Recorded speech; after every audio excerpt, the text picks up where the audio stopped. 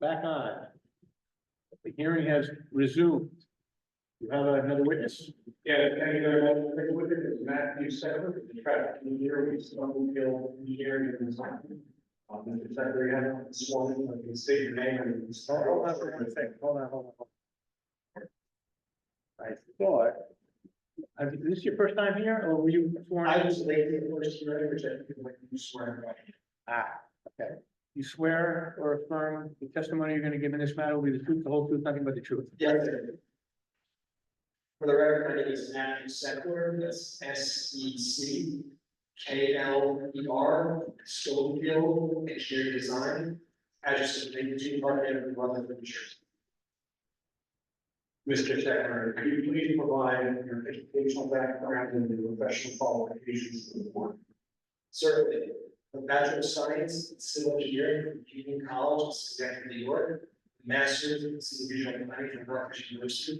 A licensed professional engineer in the state, also recognized for professional traffic operations engineer, the Institute of Transportation Engineers, which requires examination experience. In practice in the field for over 15 years, except for 4 branch boards in the state of New Jersey, as a traffic. Unless there's any questions, I will proceed with Mr. Oh, you wanna ask the chairman to accept him as an expert in traffic engineering, correct? Yes, Mr. Chairman, please accept the expert traffic. I accept. Thank you. Mr. Seckler. You prepared a report in advance of this hearing, you are familiar with the site. Please. Move on this side, it works much better for where. How do you come up with one word left? Can you please, walk us through the report you prepared in support of this application? Certainly. The report we prepared was dated April 26, 2024. I'll briefly go through the methodology we utilize in preparing the traffic impact study. I'll discuss what the analysis findings were, who was reached. Part of the traffic impact study, the first we do is we study the roadway network. One of the most common things is performing traffic counts. We perform counts at flooded intersections around the whole site. On April 2nd, 2024, it was a Tuesday, and Thursday, April 4th, 2024. We did those counts from 7 in the morning to 9 in the morning to capture a typical morning rush hour, and from 4 p.m. to 7 p.m. to capture normal evening rush hour. We took the greater volume of those 2 days, which ended up being April 4th date, as the basis of our analysis. So we counted 2 days, but the higher those 2 days to get a more conservative estimate of the roadway volumes around the site. When you're going through the summary, can you just tell us which page you're on so we can follow along? Certainly. What I just spoke about was on page 3, discussing the traffic counts that were collected. They were collected at 173 and Asbury Road. And then also at 173 on the intersection of Maple Drive, South Main Street. So basically the intersection right to our east, which is the Asbury Road intersection, and further to the west at Maple Drive and South Main Street.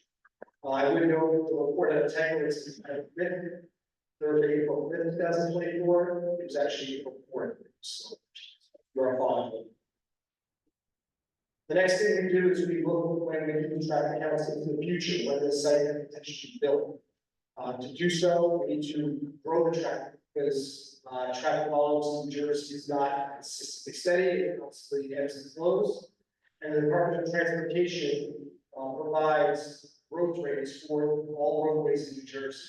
Basically assuming that there will be vacancies that will be filled, there will be developments nearby, or your community or nearby community, the traffic will inevitably, the Department of Transportation will inevitably grow.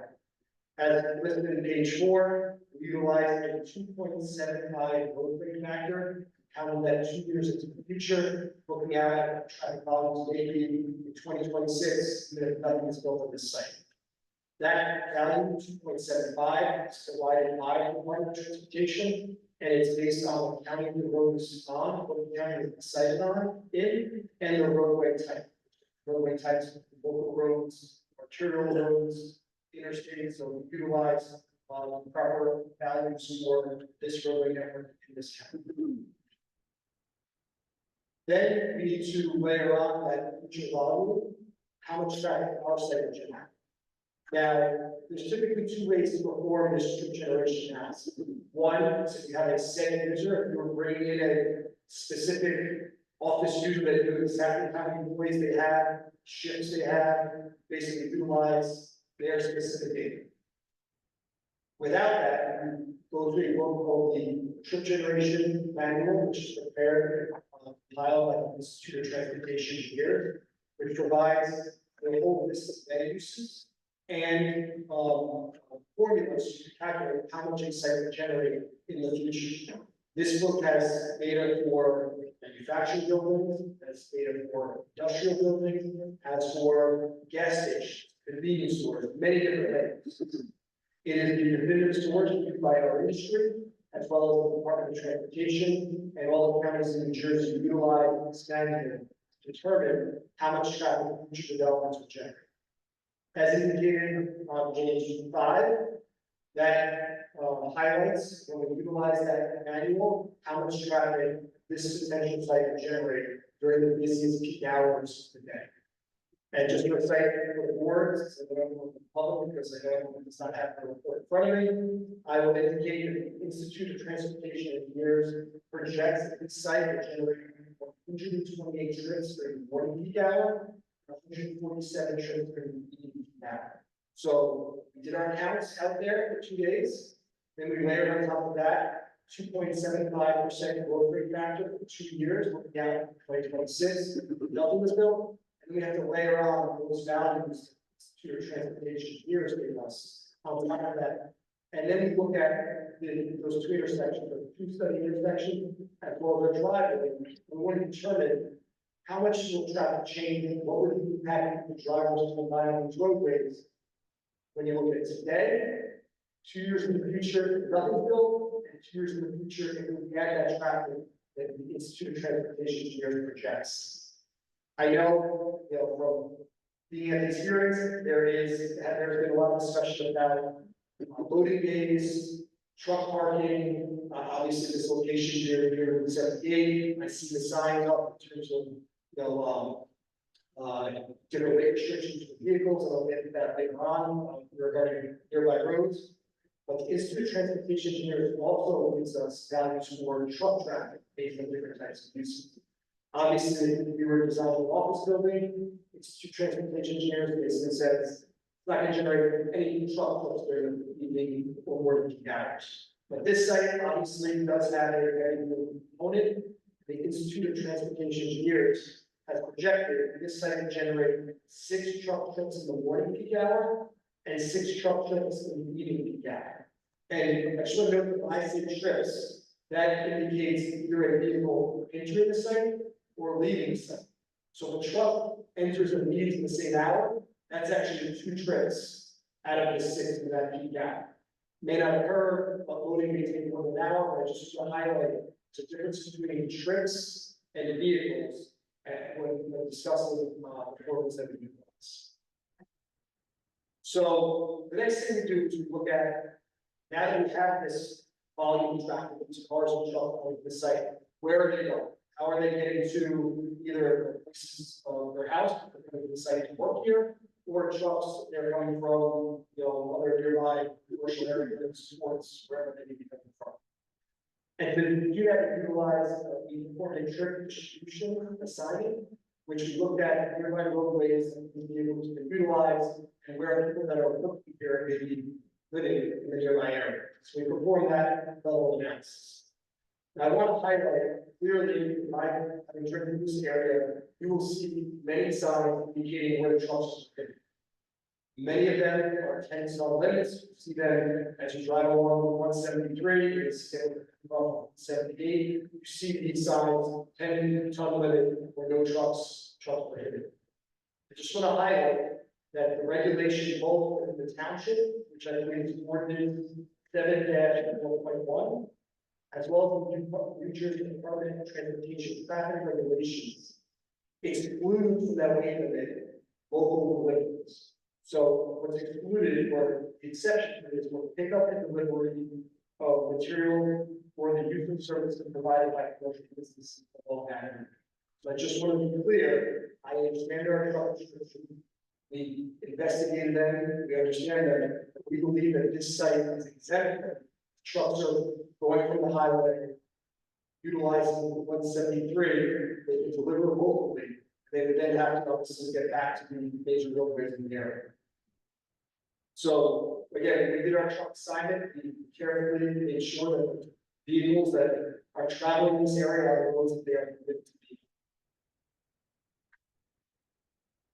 So then I just, after we layer in all this traffic volume, we look at before and after, no development and development, what is the impact of traffic in the area? So doing so, we looked at those two intersections that I mentioned earlier, the Queensbury Road intersection, 273, the main and Maple intersection, 173, and we looked at what is the impact of traffic, what is the change that someone will experience driving through that area. They can actually highlight this on the board. That would be in appendix 84 is the table. And that outlines the average delay that individuals experience in the existing condition right now, and they're driving by today, 2 years in the future, and 2 years in the future with this development. What you will see, and I'll highlight specifically, the Maple Main Street intersection, for example, you will see a slight increase. It looks like no more than 2 seconds increase delay if you were on the Maple Drive or Main Street intersection on average. Again, if you get there and you want to make a left turn, you may be making a little bit more than the 2 second average delay. You're making a right turn, you're probably a little less than 2 second additional delay. So at that intersection, if you're on Maple or Main, every experience of the day in rush hour, when they go left to right on the 173, you'd be expecting to see about no more than 2 second increase in delay on your trip where you may be going. Similarly, Asbury Road or Queensbury Road, same thing. This actually indicates our calculations would have no more than a 1 second increase in delay if you're on Queensbury Road trying to turn on to 173. Now I want to highlight the changes or improvements that we're making to this roadway corridor as part of this project. I believe there was a question from a member of the public about shoulders, and I think I want to get to that as part of this project. We did file an application with the Department of Transportation. They have provided their first comment letter, which we received in October. And we had verification meetings with them to better understand of what can be done to ensure safe access into and out of the site. One of the things we need to make sure was that any of those trucks can make the turn and out of the site, that would turn into the opposite lane of traffic. You may see a lot of times on smaller roads, trucks may almost turn the opposite way of traffic, or they turn to the driveway. We want to ensure that it's not happening. We also want to make sure there's enough room if vehicles are looking to take a left turn into this site, that they are not blocking vehicles along 173 traveling through past the site.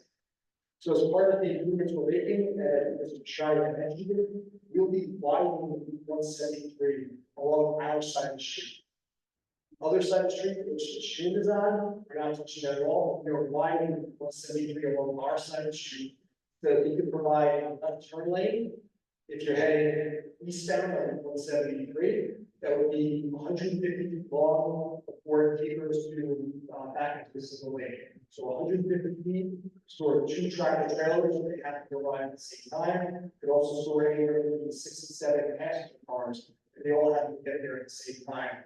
That's the other storage we have for left turning vehicles into our site. We're also widening our side with a shoulder. So I just want to highlight the current dimensions along Route 173 in front of our site with the lanes and what we will have in the future. Currently, in the existing condition, there are 2 lanes along 173 in front of our site, both about 12.5 feet wide. And there is a 7-foot shoulder on our side of the road and a 5-foot shoulder on the opposite side. That totals about 37, 38 total width. We'll be widening that to 49. So we're going to end up in the widest location at 11 more feet, and we'll be increasing the shoulder on our side from 7 feet to 8 feet. You'll have a 12-foot lane, if you're heading westbound on 173. An 11-foot wide left turn lane, that's with DOT requirements. A 12-foot lane, if you're heading eastbound on 173, and a 6-foot shoulder, so 1 foot wider shoulder that's out there today on the eastbound side. So both shoulders, we get 1 extra foot, and you're in a left turn lane. In addition, as you get closer to the Asbury Road, Woodbury Road intersection 173, the water will also take place in that area. And I think that's important because from my observations out there, people that are traveling westbound of Woodbury Road, the double yellow line is white line up on both sides of the intersection of Woodbury Road. So I often have seen people in my observation, honestly cutting it more, but almost like cutting over the double yellow lines when they're traversing that area. The intersection is at a point on the curve. By what we're doing, by widening that area, we're actually separating eastbound and westbound traffic further so that from what I see there being some here, this is a car waiting to make a left turn on Woodbury Road, and another car is moving westbound, and we're a little close in there, we're pushing them a little bit further apart. It's that intersection. And what was specified earlier, the large driveway is out of 100 feet from the intersection of Woodbury Road. TOT requires to be 100 feet. So we are beyond the TOT requirement, which requires all drivers to be 100 feet away from a single intersection of woods such as this. So again, our project will be making improvements on 173. The shoulders are actually wider than what they are today. We're adding a left turn lane from our site. We are separating the eastbound and westbound direction of traffic slightly as you get closer to the Woodbury Road intersection. In addition, I think there was a question about a guide rail. We will be replacing the guide rail on our side of the road. DOT typically has a requirement to touch their guide rail, and you remove a piece. You have to remove the whole thing. Basically, they don't want pieces of the old guide rail, they want everything installed at the same time. And obviously, by creating the guide rail for our site, we'll be replacing guide rail on both sides of the driveway, heading east and westbound in Route 173. So overall, that was what our traffic next study investigated regarding off-site traffic. Very little increase in delay. Yes, there's increased traffic volume, increased truck volume that I testified to, but that increased volume will not significantly change in your delay work in this general area. On-site, I think there's more discussion about. Before you move off the traffic impact, are you moving off that now? Well, I was going to move to a different section. Okay. Also, our traffic impact study, we investigated parking. I think there's some questions in the board recently about parking. Yeah, actually, so before we go to parking, Okay. so ordinance section 7-4.1 says trucks with a registered weight of 4 tons, not 10 tons or more, are hereby excluded from streets or parts of streets described in Schedule 5. Schedule 5 lists 4 local roads, none of which are anywhere near the site. So I don't think the local ordinance applies at all, number one. Number two, the signs that say that limited to 10 tons, are those county signs or state DOT signs? They may be state DOT, I don't know who installed them. Who has jurisdiction over the road at the site abuts? The Nutrition Department. Is it because it's a state road, or do they have an agreement with the county that they have jurisdiction? Well, it is a state road, and DOT lists on their website weight restrictions, and specifically they have weight restrictions for in this township and for Bloomsbury, that lists, and if you want, I can provide you. Yeah, I'd like that to be submitted, because I think that is what applies. And what is the language on that? Because the township ordinance, which again, doesn't apply to the situation, has the weight limit on those 4 streets. And specifically, it says, except for pickup and delivery of goods or materials or the use of services provided by commercial businesses. Does these DOT regs have that same language? I'll read it, and it's very similar, it doesn't say commercial business. but But why don't you, essentially, why don't you just submit it? sure. Because I'm gonna ask Bryce to weigh in on that, because he's gonna end up doing an updated report when you submit the plans anyway. So could you make yourself a note, to take a look at that? But again, unless anyone of the professionals think I'm wrong about this, I don't think the local ordinance applies at all. Do you agree? Okay. Sorry, but I just wanted to get that nailed down before we go on. Absolutely. So getting into parking, again, we did an analysis of the parking supply at the site, as Mr. Strong testified to. We are compliant, we have 335 parking spaces, and 335 parking spaces are required, that includes the van and passenger parking, passenger car spaces. In addition to that, we obviously have the 74 trailer spaces, 32 loading docks, and 4 driving ranks to the site. The ITD, again, they have a parking manual, similar to the generation manual.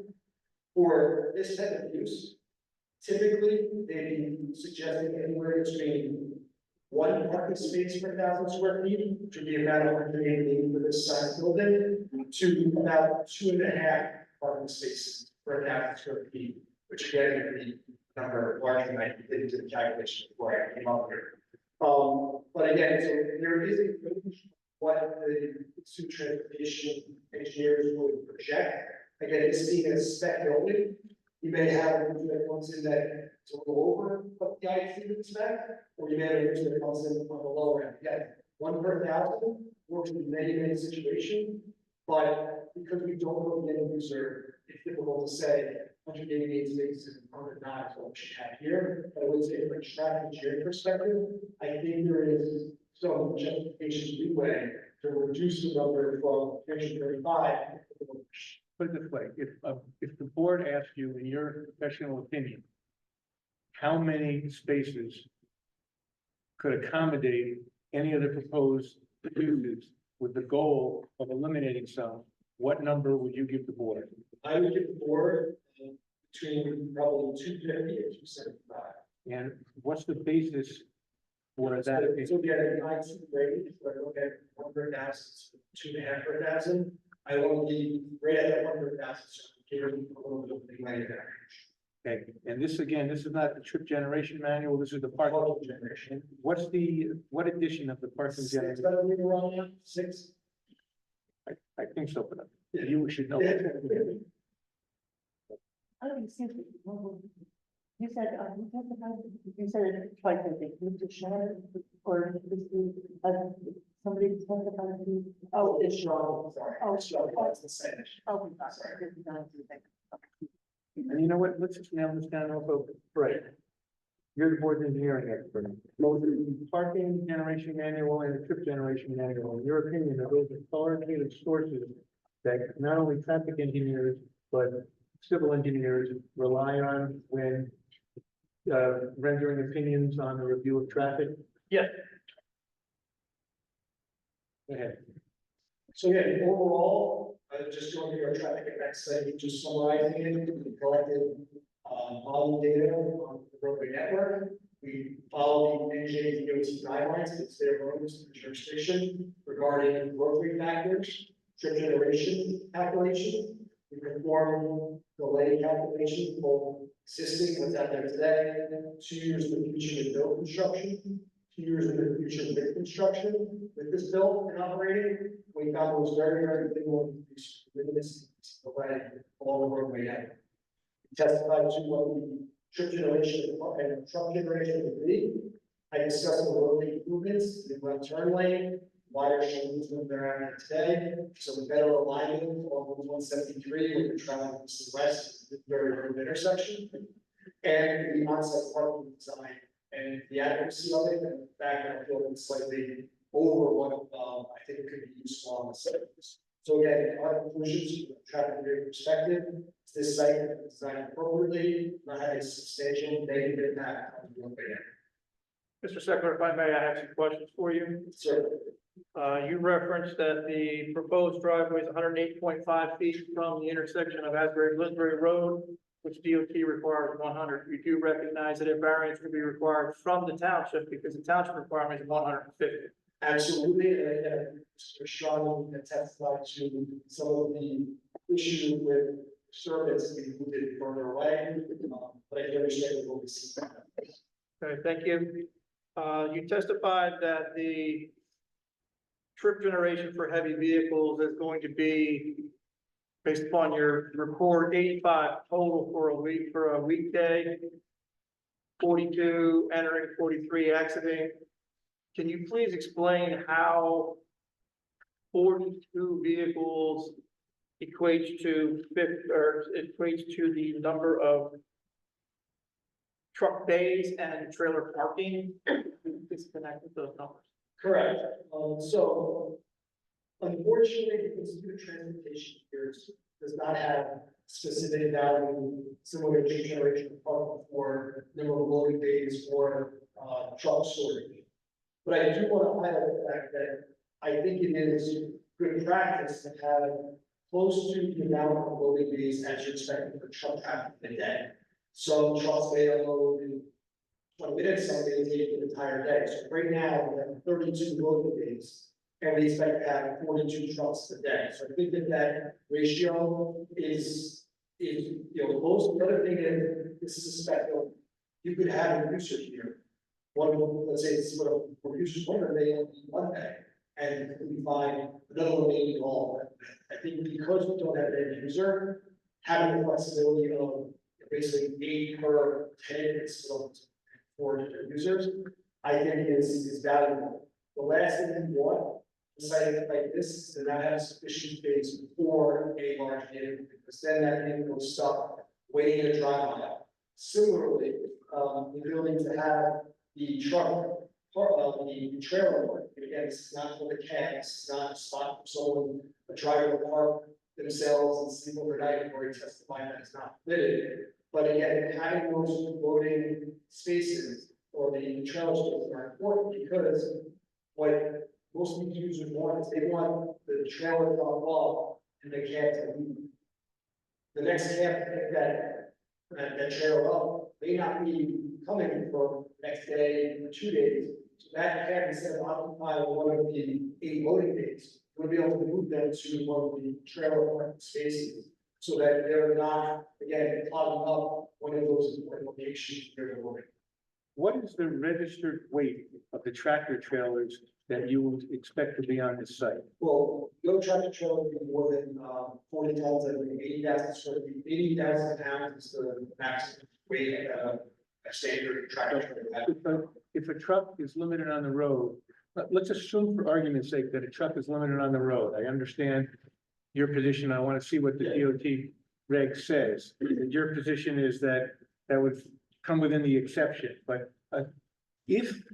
what's the largest type of truck that would be a 10-ton truck if a tractor trailer is registered as 40 tons? I would imagine it would be more of a box truck style vehicle. I can't speak to how big it would be, but more of a box truck style. And some of them may also over 10 tons. And, So based upon your explanation of the docking bays versus the number of trips that are expected, based upon those numbers, if the end user were to use the bays that are projected, these numbers, you're saying that there will not be more than 1.25 to 1.5 trips for each loading dock a day. So you're not going to have 10 trucks going to each loading bay every day. You're saying that each bay will only have 1 to 2 per day. yeah, we say on average, one user may have 3, and another user may have none for a day. Yes, on average. Please make sure that you submit your plans to the fire chief so that proper circulation can be achieved internally. Do you believe that your internal circulation can accommodate any size truck that's anticipated, including the fire vehicle? Yes, and specifically that's why we have an aisle that goes around the entire building itself, so fire truck can have access around the entire building. You gave some testimony in regard to the intersection of Asbury Pillsbury Road and the driveway you said you had some comments from the DOT. We understand that DOT is gonna be controlling a lot of the design. Do you believe that this stopping site distance is correct, and can you provide that information on the future drawings? Yes, we definitely can, I think, on the most recent drawing, the location of the site distance was shown the old driveway, it's shifted over. I would note that, the township also has their own specific requirement, I believe the township's requirement. With the notes here. I believe it requires 350 feet. What section you need? Okay, it's 11-2. I need to jump this.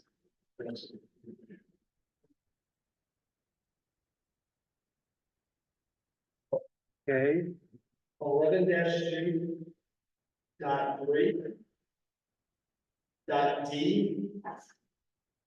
Dot 4. 11-2 dot 3. dot 3 Then D.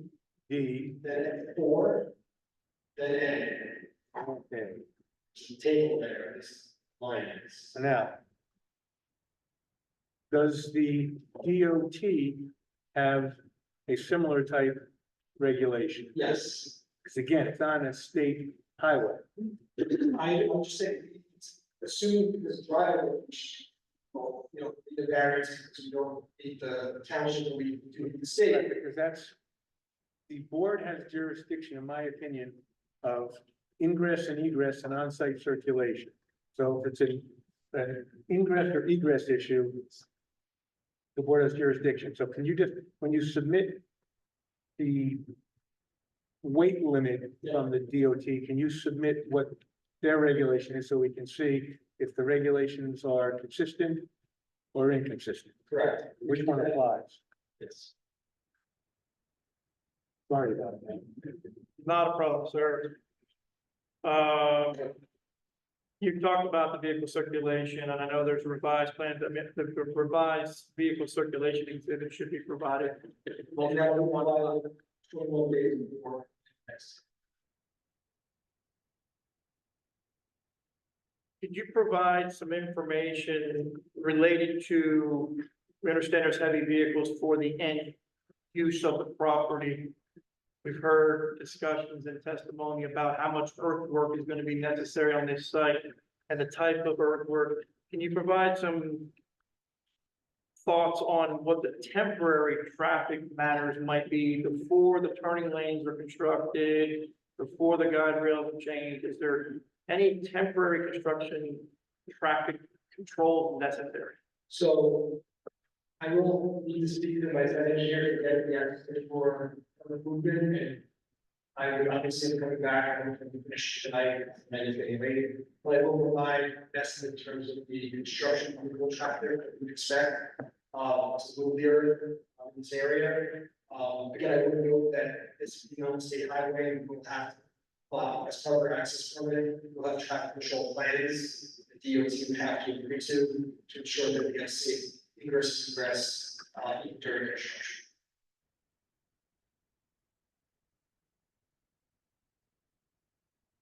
That's the questions I have based upon a report. I know the public has had additional questions. I'll let those stand for you to address at an appropriate time. Kendra? Kendra, do you have any questions? I have one question, and it has to do with the circulation on site. I think there was a couple of questions as it related to from the public, and I had some questions in my report as it relates to the truck access, kind of the circulation around the entire site, but specifically the truck access that goes into the front of the building and the need for that. Is that something that you recommended to the civil engineer? And if so, why is that needed and can it be removed? Certainly, so. One, and I remember the common question, one of the purposes of that road is to separate the standard passenger vehicle parking area from any of the heavy vehicles that be going around the site, to the rear of the site. So we obviously did not want to remove that front aisle and have trucks traverse through the front of the, basically front of the building through the normal parking aisles. Obviously, if we were to remove, and we also want to make sure that there's sufficient easy access for fire vehicles circulating the site as well. If we were to remove the whole front aisle and the western aisle inside the building, basically, fire truck will not have provisions to really access around the building, which we believe, like I said, here, discussed with the fire official was the request. Again, it more comes down to trying to separate as best we can on-site circulation between heavy vehicles and passing cars. But again, I know that that was a concern of yours. I think, we'll be looking at that as well. I don't think we should submission back. So let me just follow up.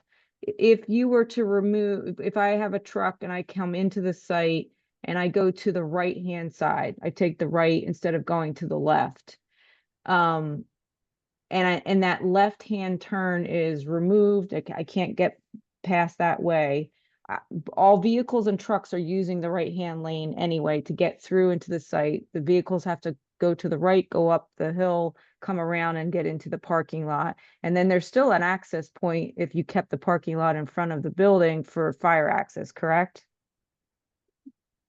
You're saying the fire truck would basically go around the right side of the building, then come down south through the car park area, and then along from the building, the car, the parking. Is that the path that you're imagining? Yeah, I'm essentially asking the need for the truck access. I understand you want to separate vehicles. You don't separate vehicles from trucks until you get to the top piece of the building, the northern side. Vehicles pull off and then trucks go to the back and go do the loading. My only question is, why couldn't a truck load, come back out the same way that they came in instead of having a circulation that goes all the way around? What is the need for that front truck access? I think it's more so if the building gets divided, it's a little bit easier or preferable for the tenants on the, I'll say the western side of the building to have better direct access. We're not basically driving through, 3 other tenants' loading docks to get to their location. But again, I understand that, obviously, we have some design waivers or variances or some desires to move that area, and we'll have to weigh that in with, I would say, ease of travel, ease of circulation that we're trying to accomplish.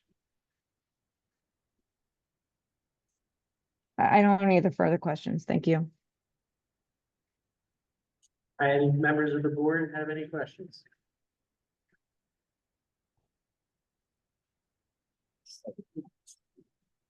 Put it this way, it's 10:10. You want to start with questions from the public with the Greenwich Township residents first? Pardon me, the two attorneys.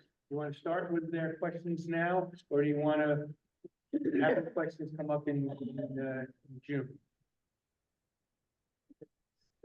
Yeah, we can start now. We have 20 minutes. We might as well. Okay, so what, Steve, I think you guys went first last time. You want to go first this time?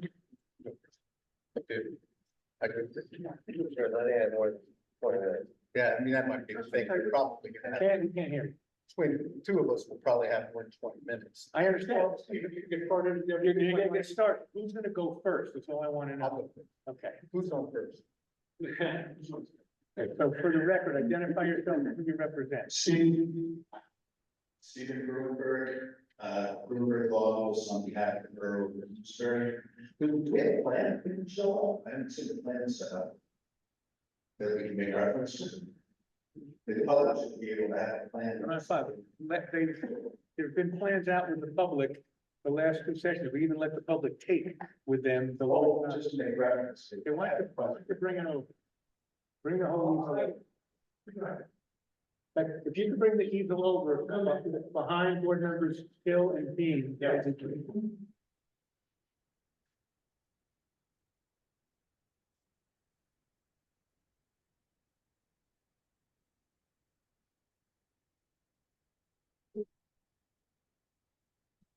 And I don't have a mic, but just for the record, this is already been identified as 8-3, in a prior hearing. Great, thank you. It's not only been identified, it's been entered into evidence.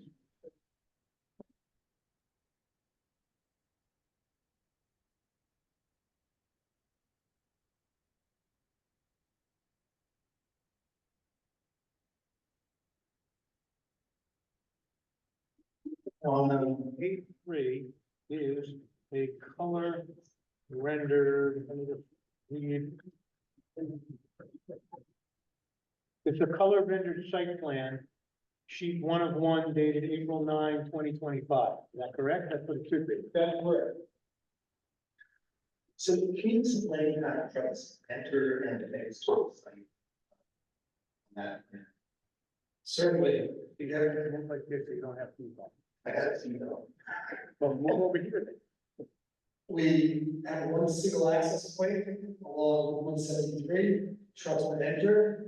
If you go into the likely western tenants of the building, it would be a left turn, traverse the front drive aisle around the western side of the building, to the truck area here. You go to the first two tenants, and right two tenants, make a right turn, go up and around to the back of the building. And how do they exit the site? They would do the reverse, they would either come down the right side of the building, or the left side of the building, get to the driveway on 170. And at 173, can they make either a left or a right hand, or just right turn? They could either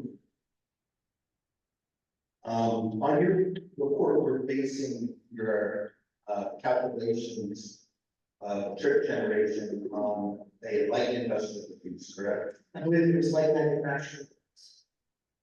And you refer to the ITE standard for manufacturing as part of your analysis, correct? Correct. Is there a difference between light manufacturing and manufacturing and ITE standards? No, You quote on page, I think it's 4, 5. The IT standards say, in addition to the actual production of goods, manufacturing facilities generally also have office, warehouse, research, and associated functions. And you quote that, correct? correct. But then you go on to say, as such, manufacturing space and accessory office space on the proposed site is considered cohesively within the trip generation projections provided. Did you take into consideration the warehouse space, because that's not referenced in your citation? That sentence was meant to indicate that the IT assumes, so the IT is a collection of data that was collected at operating sites. And those operating sites in a manufacturing building, inside the building, would have an office component, essentially a warehouse component, research component. So that sentence means that you don't take office component of these uses separately and calculate the duration associated with that. It's all included and assumed within that manufacturing lands. But your next sentence doesn't refer to warehouse. It only refers to manufacturing and accessory office space. The warehouses will also be considered cohesive within the trip generation. That's based upon a general square footage. How do you come up with the standard for that light manufacturing use? That's based on the square footage. Does it take into consideration the cubic feet of the building and the storage space? No, it just takes into account the square. So if you have a 36-foot high storage space where a warehouse can take place versus a 10-foot or a 12-foot high, wouldn't that be a factor to take into consideration in terms of how much warehouse can take place? Based upon your specific time. The Institute of Transportation does not differentiate the height of the building as it relates to the variable trip generation. But doesn't the height of the building and the amount of warehouse space potentially affect the amount of trip generation, particularly for truck traffic? I'm not sure if we could draw a direct comparison. Warehousing space itself inherently by its kind of use that spaces being stored on site, meaning that it's not, you know, the more warehouses you have on your site, actually might have less truck traffic, because you don't have to ship things out of street, but you have to store it. So I don't think it's a direct one-to-one, because we have more warehouse space, it needs more traffic. But would it mean that there's more warehousing taking place, which might mean more distribution taking place? Again, I don't think this is a direct number, I think the IC doesn't differentiate the amount of warehouse space that they manufacture building as it relates to that trip generation. How did you come up with the 42 truck, trips per day? So the Institute of Transportation Engineers has trip generation calculations for all vehicles for this use, as well as trucks. So there's a formula, the square footage, it tells you what you expect the truck to have. So your square footage is for the entire, not just the warehouse. Correct, it's for the 188,000 square feet.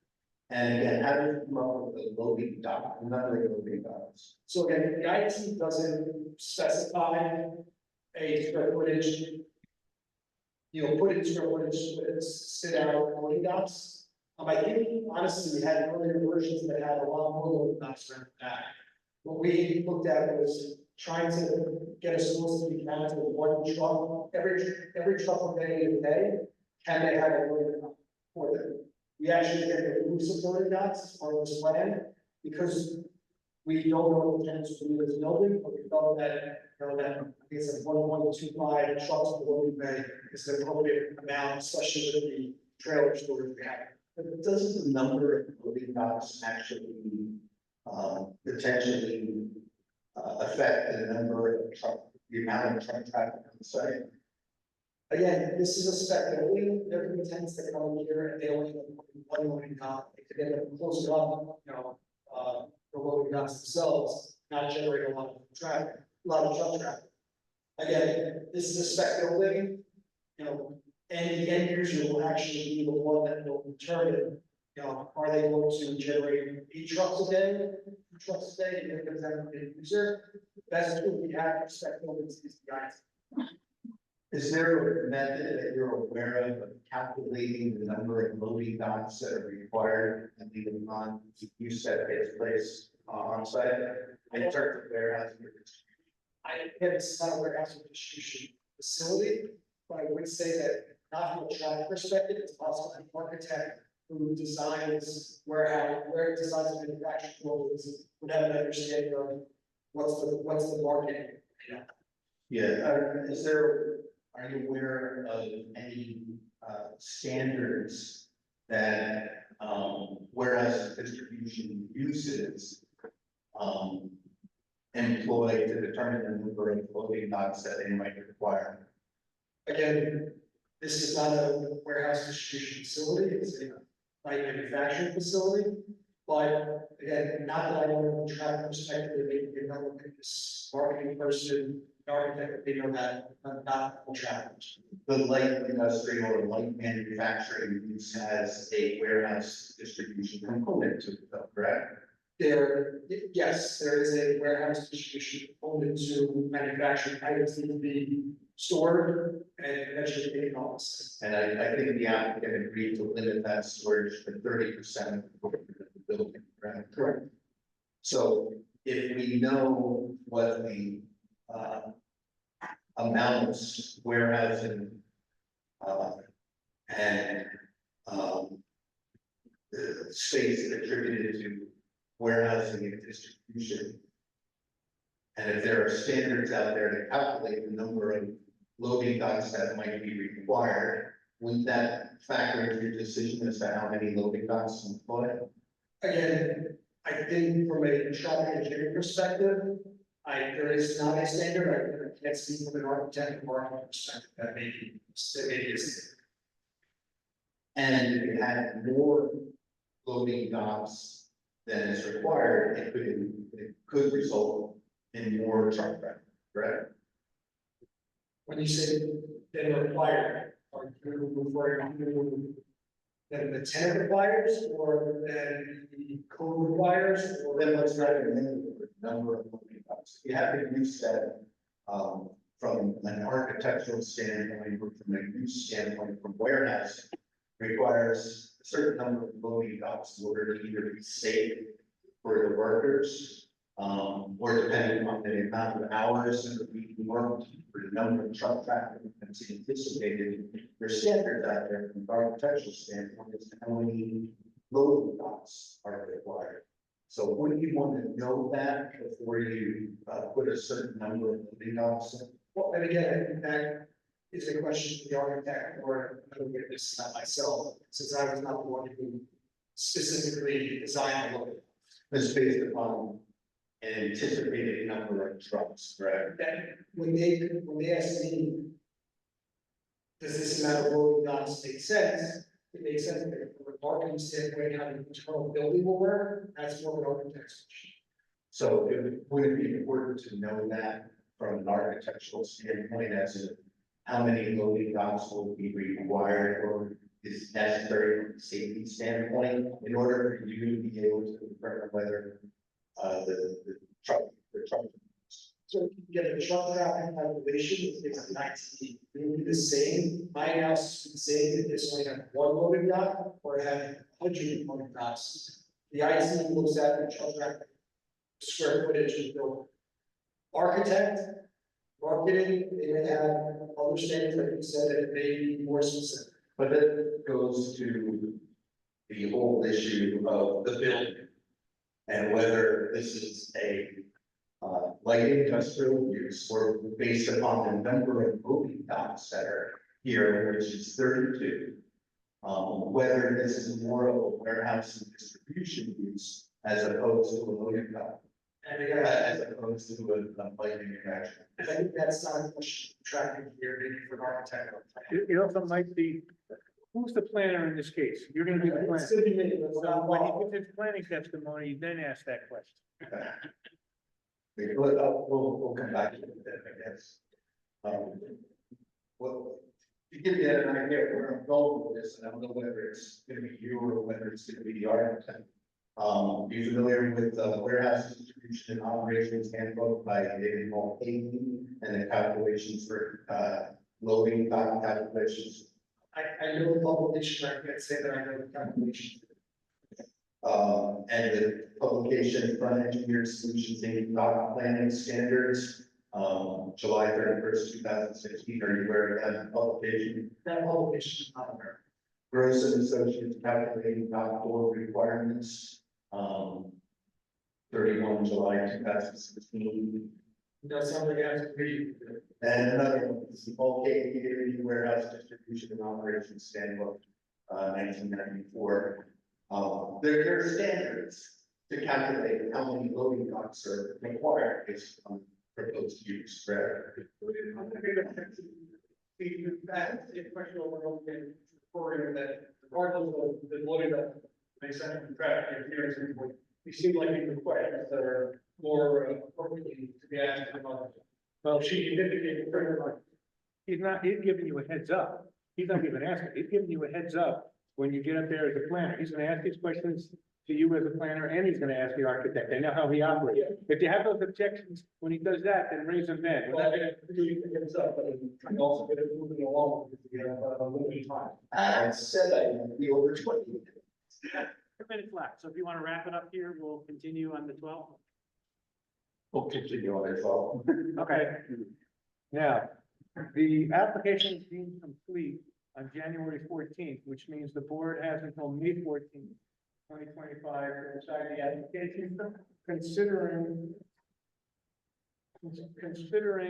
that civil engineer finished, but he's coming back with a revised plan.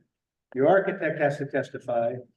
Mr. Sheckler, if this is the beginning of his cross-examination, and he's going to be testifying as a planner, it seems to me this is at least 3 more hearings, which is gonna be 90 days, just 1 a month. So I'm gonna ask you to grant an extension to August 30th. No problem, granting any extension that's necessary, hopefully we won't take that long. won't be that next. Well, listen, we're all hoping it doesn't take that long, but unfortunately, the rate we're going, that's what I'm predicting. So we have consent to an extension to August 30th, 2025. We're gonna make an announcement.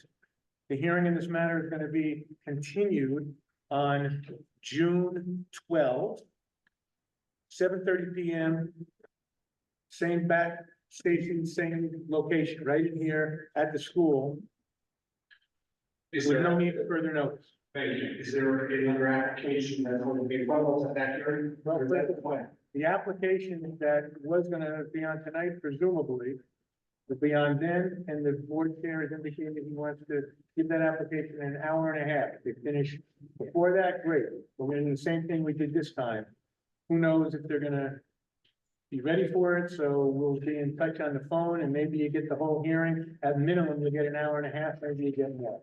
Done. Thank you Just very letting you know, school is out, how do you do from? I don't know, like, what do you do, it's gonna be an issue of getting this building again? I'll give you a heads up. We don't have enough room for that. I think we did. Okay, I just wanted to Okay, the let you know. finance didn't work out.